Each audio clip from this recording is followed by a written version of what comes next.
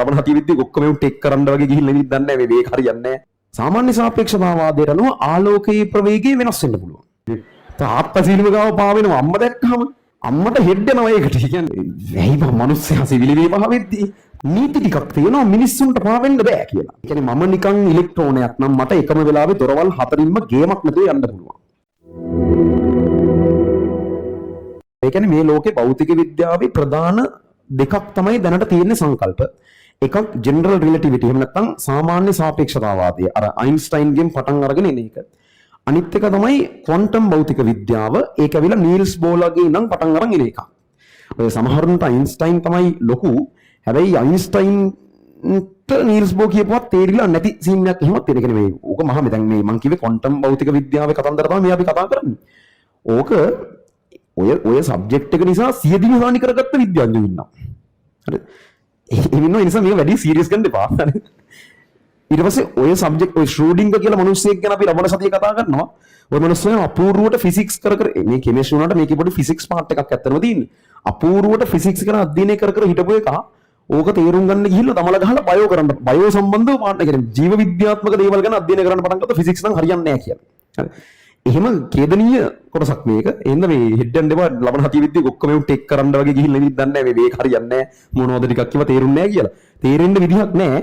ඒක තාම පැහැදිලි කරලා නැහැ. මේ කියන්නේ අර ඔගේ මොනවද ඔය තේරෙන්නේ නැහැ කියන්නේ කියලාවත් තාම තේරුමක් නැතුව ඇතිනේ. ඒ ටික හරියට ලබන සතිය තමයි එන්නේ.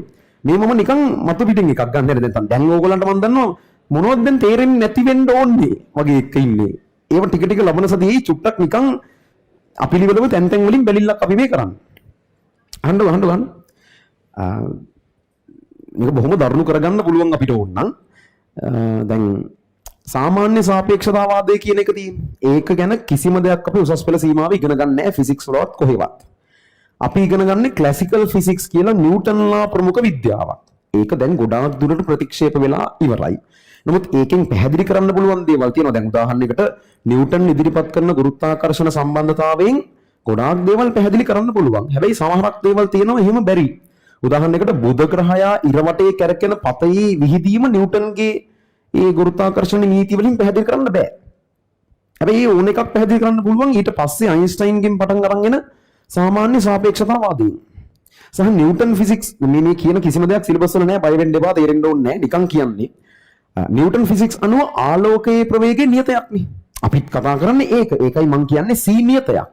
3 වැඩි කිරීම 10 8යි කියලා නියතයක්. හැබැයි මේ සාමාන්‍ය සාපේක්ෂතාවාදයට අනුව ආලෝකයේ ප්‍රවේගය වෙනස් වෙන්න පුළුවන්. එතනම ඉතින් මහ ලොකු විපර්යාසයක් වෙනවා. ආලෝකයේ ප්‍රවේගය වෙනස් වෙනවා. සහ මේ ඕක ගොඩක් ගියාම ෆුල් හෙඩ් යනවා. දැන් උදාහරණයක් කාලය කියලා සංකල්පයක් හරි ජනප්‍රිය වේදෙනවනේ. මොකද්ද කාලය කියන්නේ? ඔරලෝසු බල වෙලාව කියන්න එපා වෙලාව. හරිද? කාලය මං කියන්නේ වෙලාව නෙවෙයි. කාලය කියන්නේ මේ අරවා කියන්න එපා නිකන් මොකද්ද කාලය කියන්නේ දුර බෙදීම වේගය වගේ එකක් කියන්න එපා. ඒවා ව්‍යුත්පන්න භෞතික රාශිනේ. මේ මූලික භෞතික රාශියක් කාලය කියන්නේ. දැන් අනික අතර මූලික භෞතික රාශි 7ක් නේ තියෙන්නේ නේ 7යි දුකදේ තියෙන්නේ 7ක් නේ තියෙන්නේ. ඒව නම් බෑ කියන්න එපා. හරිද උඹලට ඒවා පුළුවන්. ඔය මූලික භෞතික රාශි ඕන එකක් කාලය ඇරෙන්න ඕන එකක් අපේ කිසියම් සංවේදනයකට නිරීක්ෂණය වෙනවා. දිග අයිඩියා එකක් ගන්න පුළුවන් නේ බරද නැද්ද කියන්න පුළුවන්. මවුල ප්‍රමාණය ගොඩක් තියෙනවා නම් ටිකක් තියෙනවා කියන්න පුළුවන්. දීප්ත තීව්‍රතාවය උනත් පුළුවන්. උෂ්ණත්වය දැනෙනවා. ධාරාව කරන්ට් එකක් අල්ලන් බලන්න පොඩි එක්කුයි ලොකු එක්කුයි දැයි. හරිද? කාලය එහෙම කොහෙටද දැනෙන්නේ කාලය? උඹලා කොහෙටද කාලය දැනෙන්නේ? කාලය පේන්නේ නැහැ. කාලයට සුවඳක් නැහැ. කාලය ඇහෙන්නේ නැහැ. කාලයේ මොන රහද? කාලයට රහක් නැහැ. කාලය ඇඟේ පතේ දැවටිලා යනවා කියලා තේරෙන්නේ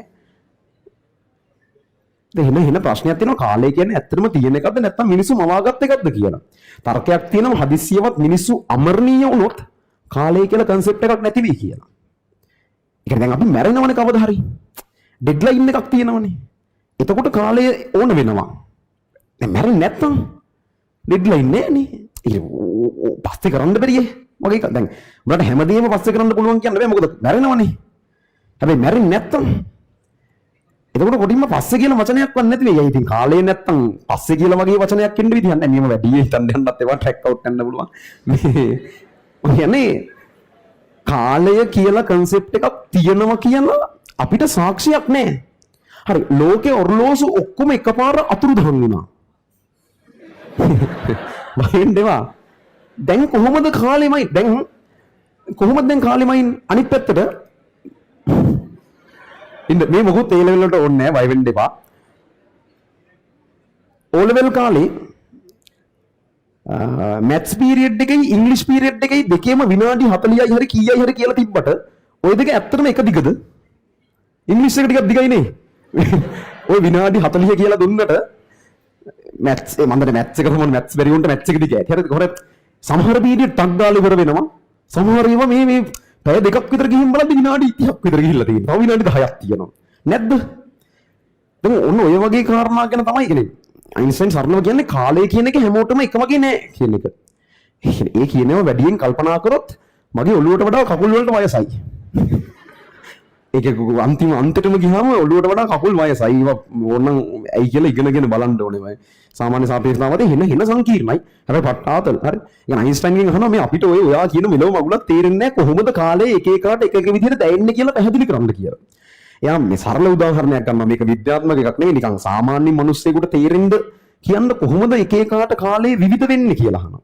අයින්ස්ටයින් කියන්නේ හරි ඔයාට මේ වාව ස්ටේජ් එකක තියලා මිනිස්සුන්ට කියන ඔයාගේ වැරදි කිය බයින්ද කියලා විනාඩි 5ක් ඔයාට ඉන්න දෙනවා. හරි විනාඩි 20ක් කියමුකෝ ඉන්න දෙනවා. පැය භාගයක් ඉන්න දෙනවා. ඒ වගේම ඔයාට අයිස්ක්‍රීම් එකකුයි අයිස්ක්‍රීම් දෙකකුයි තව ගෑන් ළමයෙකුයි දීලා මේ පිරිමි ළමයෙක් නම් ගෑන් ළමයෙක් නම් පිරිමි ළමයෙක්. ඒක හරි විරුද්ධ පාර්ශවයේ එකෙක් දීලා අයිස්ක්‍රීම් දෙකක් අතර දීලා පාක් එක්ක ඇවිදින්න කියනවා. ඔය පැය භාගවල් දෙකම එකම විදිහට දැනෙයිද කියලා අහනවා. ඒ සාමාන්‍යයෙන් නැතුව ඇති ඉතින් මන්ද ඔය ඕක කරලා බලන්න ඕනේ එහෙම දැනෙනවද කියලා. මේ නැතුව ඇති ඒක තමයි අයින්ස්ටයින් කියන්න හදන උත්තරේ. ඌ කොහොමත් මේ ටිකක් අමුතු ඩයල් එකක් එකපාරක් අර කතාවක් තියෙනවා මේ ලස්සන නිලියක් ඒ කාලේ හිටපු හොඳම නිලියක් ඇවිල්ලා අයින්ස්ටයින්ගෙන් අහනවලු මේ අපි දෙන්න කසාද මදිමු එතකොට අපිට හම්බෙන ළමයාට කොහොමද මගේ රූපේ ඔයාගේ මොලේ එකතු වෙලා අලුත් එකෙක් හැදුනම කියලා. අයින්ස්ටයින් අහලා තියෙන අනිත් පැත්තට ඕක මාරු වෙලා වුණොත් මොකද වෙන්නේ කියලා. කියන්නේ මගේ රූපේ ඔයාගේ මොලේ ගියොත් එහෙම කියලා. අර යන්ට මෙලෝ මොලයක් නැහැ කියනවා වගේ එකක් තමයි කියලා තියෙන්නේ.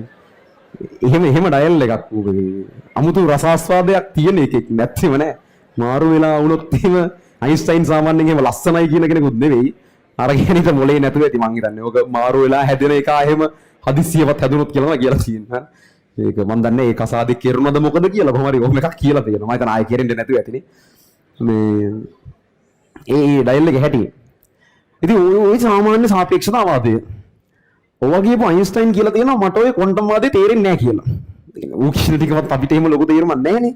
ඒ මනුස්සයාට අර ටික තේරෙලා නැහැ. ඒ කියන්නේ මේක කෙලින්ම කඳවුරු දෙකක් වෙනවා. අයින්ස්ටයින්ලා ක්වොන්ටම් වාදය ප්‍රතික්ෂේප කරනවා. නෑ එහෙම එකක් නෑ පැහැදිලි කරගන්න බෑ. ඕක වැරදීමක් මොකක් හරි තියෙන්නේ. ඒ වැරද්ද හොයාගන්න බැරුව අපි මේ ඉන්නේ කියලා. අරගොල්ලෝ කියන වාදය ඊට සම්පූර්ණයෙන්ම වෙනස්. දැන් අරකට තව එකක් කියන්නම් කාලයේ කතාව විවරයක් කරගන්න දුන්නේ නෑ. කාලය කොහොම හරි සාපේක්ෂ කතන්දරයක් නෙවෙයි කියන්නේ. දුකින් එහෙම එකක් තියෙනවා. හිතන්න මෙතන ගහලා තියෙනවා ඔර්ලෝසුවක්. ඔර්ලෝසුවේ වෙලාව අපි හිතමු 5යි කාලයි. එතන 5ටයි මේක නැත්නම් 3ටයි තමයි. කියන්නේ 5ට චුට්ටක් පැනලා තියෙනවා පැය කට්ට. 3 ගාව විනාඩි 15 පෙන්නන්නේ 3න් 3 ගාව තියෙනවා විනාඩි කට්ට. ඔගොල්ලෝ ඉන්නේ ට්‍රේන් එකක කියලා හිතන්න. ට්‍රේන් එක ඔර්ලෝසුවේ ඉඳන් අර පැත්තට යනවා ආලෝකයේ ප්‍රවේගයෙන්. ඔගොල්ලෝ හැරිලා මේක දිහා බලාගෙන ඉන්නේ. නැත්නම් ට්‍රේන් එකේ පිටිපස්ස හැරලා ඔර්ලෝසුව දිහා බලන් ඉන්නවා. ට්‍රේන් එක යනවා අර පැත්තට. ඒ කියන්නේ බිත්තියෙන් ඉවතට බෝඩ් එකකින් ඉවතට යනවා ආලෝකයේ ප්‍රවේගයෙන්. ඔයා ඔර්ලෝසුව දිහා දිගටම බලන් ඉන්නවා. කොච්චර ගියත් වෙලාව ඒකමයි. ඇයි? දැන් ඒ වෙලාව ඔයාට පේන්න නම් ඒ ඔර්ලෝසු කට්ටෙන් එන ආලෝක තරංගයක් ඔයාගේ ඇහැට එන්න එපයි. හැබැයි ආලෝකය යන වේගෙටම ඔයත් යනවන්නේ. ඒතර අරකට කවදාවත් ඔයාගේ ගාමට එන්න බෑ. මෙන්න කෝච්චිය යනවා මෙන්න ආලෝක තරංගෙනම අල්ලන්න වෙන්නේ නැහැ. කෝච්චිය එකපාර නැවතුනොත් තියෙන එකපාර ඔර්ලෝසුව යනවා. තේරුණාද කියන්නේ? හරි. නැත්තම් ඔය ආලෝකයේ ප්‍රවේගයෙන් යන තාක්කල් අරක ඔර්ලෝසුව කට්ටින්මමයි. ඉතින් ඔයාගේ ඇහැට තාම ඇවිල්ලා තියෙන්නේ අර කෝච්චිය අද්දන්න පටන් ගත්ත වෙලාවේ ආපු ආලෝක කිරණේ. කෝච්චිය ආලෝකයේ ප්‍රවේගයෙන් යනකොට ඒ වෙලාව ඔයාට ඉන්නේ. ඒකට ඔයාට දිගටම 5යි කාලයි. ඔයා කොච්චර දුරක් ගියත් 5යි කාලයි. ඒතර ඔයා කියයි නැහැ ඉතින් අපිට පේන එකනේ ඔර්ලෝසුව යනවනේ කියලා. ආයෙමත් කාලය කියන එක තියෙන්නේ ඔර්ලෝසුව තියෙන තාක්කල් විතරයි. ඔර්ලෝසුව ඔක්කොම කුඩු වුණොත් එහෙම අතුරුදහන් වුණොත් එහෙම අපිට හිතාගන්න බැරි වෙනවා සමානද වෙනස්ද කියලා. මොකද ඉංග්‍රීසි පීරියඩ් එකයි මැත්ස් පීරියඩ් එකයි විනාඩි 40 කියවට ඔය දෙක දෙවිදිහකට අපිට දැනෙන්නේ. දැන් දිග එහෙම නෑනේ. අපිට මේ දෙක තියලා සංසන්දනය කරලා කෝකද දිග කෝකද කොට කියලා අවශ්‍ය විදිහට සංසන්දනය කරන්න පුළුවන් නේ. අඩි රූල් ඔක්කොම අතුරුදහන් වුණා කියලා ඒක අවුලක් වෙන්නේ නෑනේ.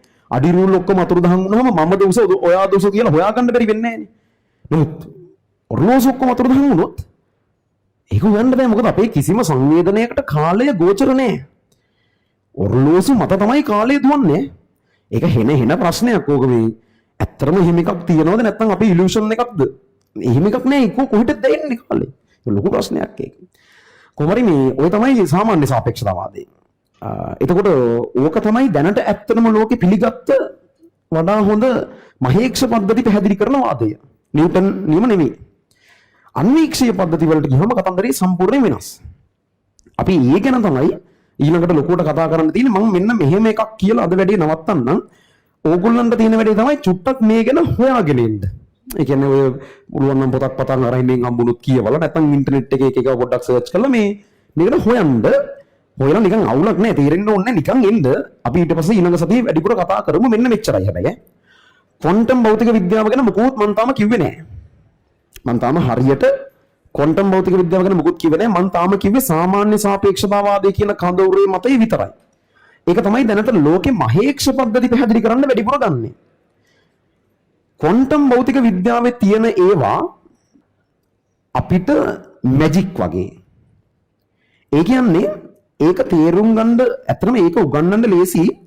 ඕගොල්ලන්ට වඩා මේ එක වසර 3 වසර වගේ කුට ක්වොන්ටම් භෞතික විද්‍යාව උගන්වන්න ලේසි. ඒක කොහොමද එහෙම වෙන්නේ? හේතුව ඕගොල්ලෝ දැන් ලොකු කාලයක් මේ ජීවත් වෙලානේ තියෙන්නේ පෘථිවියේ. මහේක්ෂ ලෝකේ ගොඩාක් දැකලානේ තියෙන්නේ. ඕගොල්ලොන්ගේ ඇබ්බැහිවීම සහ පුරුදු නිසා ක්වොන්ටම් භෞතික විද්‍යාවේ දේවල් ඕගොල්ලන්ට නිකන් හිම වෙන්නේ කොහොමද? හිම බෑනේ, හිම නෑනේ වගේම ඕගොල්ලන්ගෙන් අනිත් පැත්තට එනවා. දැන් ඕක මේ වගේ. දැන් ඒ කියන්නේ අපුදුමය කියන එක මිනිස්සුන්ට සාපේක්ෂ දෙයක්. උදාහරණයකට මෙහෙම ජවනිකාවක් හිතන්නකෝ. ඔන්න දැන් එක ගෙදරක කෑම මේසේ තාත්තා කෑම කන ගමන් මේසේ ඉන්නවා. ඒ අම්මා ඉන්නවා සින්ක් එක ගාව එහා පැත්ත හැරිලා පිඟානක් හොදමින් ඉන්නවා අම්මා. පොඩි බබා ඉන්නවා අවුරුදු 3යි. යන්තම් නිකන් ඔය චව් ගන්නයි මොන හරි කටේ දා ගන්නයි විතරක් පුළුවන් වයසේ ඉන්න එකෙක්. ඌ දැන් කොහොම හරි අර ඌස පුටුවක තියෙන මේසේ ගාව වාඩි කරවලා ඉන්නවා. තාත්තා ඉන්නවා අම්මා සින්ක් එක පැත්ත හැරිලා ඒ කියන්නේ බිත්තිය පැත්ත හැරිලා මේගොල්ලන්ව පේන්නේ නැහැ අම්මට. අම්මා අනිත් පැත්ත හැරිලා පිඟානක් හොදෝදාරි මොන හරි වැඩක් කර ඉන්නවා. ටික වෙලාවකින් තාත්තා පුටුවෙන් නැගිටලා සිවිලිම ගාව පාවෙන්න පටන් ගන්නවා. කොහොම හරි වෙනවා කියලා හිතන්නකෝ. දැන් තාත්තා වායි පොඩි එකා බලනවා උඩ. අම්මට උඩ තාත්තා පාවෙනවා. නෑ පොඩි එකාට ටිකක් පුදුම හිතෙයි. ඌ පරිම පොඩියක් ගහයි නිකන් hina වෙයි එච්චරයි. හරිද? මොකද උට තාත්තා කොහොමත් පුදුමයි ඉන්නේ. ඒක කොහොමත් උට බැරි ගොඩක් දේවල් තාත්තා කරනවනේ. හරිද? එතකොට ඊයේ මන් දන්නේ නැහැ බලන්න. ඒව දැක්කම අර තඩි වාහනයක් තරම් පොඩි මිනිස්සයා යනවා. ඔය වගේ ඇවිදින්නවත් බෑනේ මේ පොඩි එකාට. තමයි අවුරුදු 3යි කියන්නේ යාන්තම් පුළුවන් ගැන. එතකොට පොඩි එකාට කොහොමත් තාත්තා කරන ඔක්කොම වැඩ පුදුමයි තමයි.